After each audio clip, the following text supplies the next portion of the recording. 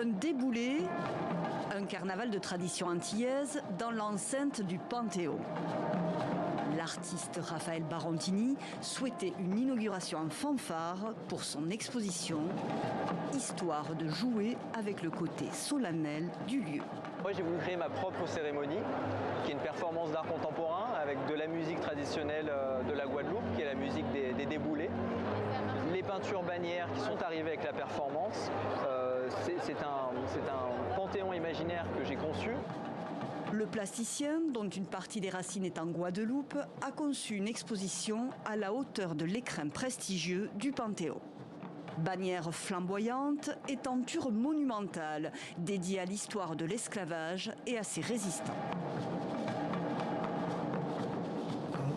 Là, on va retirer la partie haute. C'est à Saint-Denis, sa ville de naissance et de création, que nous retrouvons Raphaël Barontini quelques jours avant l'inauguration. Je regarde juste, mais en gros là, on va venir à peu près mettre ça ici.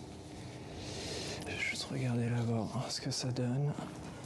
Un an de préparation, une équipe de stagiaires et un vaste atelier indispensable pour réaliser ces peintures textiles dont les plus grandes mesurent 20 mètres sur 5. 1, 2 et 3.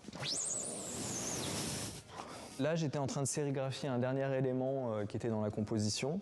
Et on est vraiment dans une idée quasiment de patchwork. Sérigraphie, teinture textile et collages hétéroclites composent ici le portrait d'une grande figure de la lutte contre l'esclavage, le général haïtien Toussaint Louverture.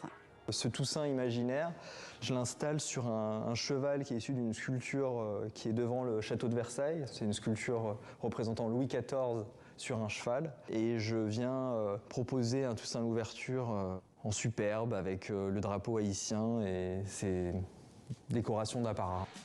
Des portraits officiels imaginaires, puisant dans la sculpture antique, la peinture classique ou la photographie, avec un hommage appuyé aux figures féminines.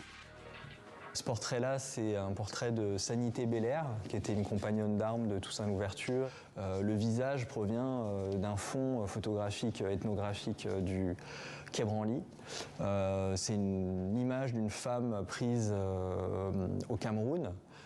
Et j'aimais la prestance, cette pose de trois quarts, le regard très fort de cette femme. Sanité Belair, Victoria Montou, Jean-Baptiste Bellé, des héros de tous horizons, aux premières loges aujourd'hui du Panthéon, le temps d'une exposition. Aux Antilles, à La Réunion, en Guyane, c'est des figures historiques de résistance qui sont connues par les populations locales. Et mon idée était de, dans un bâtiment avec un symbolique si national que le Panthéon, introduire et présenter cette histoire.